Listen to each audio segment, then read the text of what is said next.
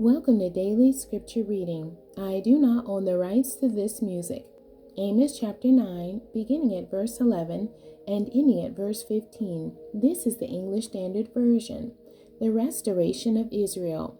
In that day I will raise up the booth of David that is fallen, and repair its breaches, and raise up its ruins, and rebuild it as in the days of old, that they may possess the remnant of Edom, and all the nations who are called by my name, declares the Lord who does this.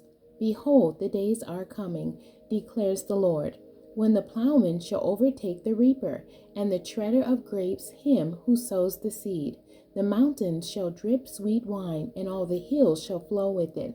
I will restore the fortunes of my people Israel, and they shall rebuild the ruined cities and inhabit them. They shall plant vineyards and drink their wine, and they shall make gardens and eat their fruit. I will plant them on their land, and they shall never again be uprooted out of the land that I have given them, says the Lord God. The end. God bless you, and thank you for joining me today.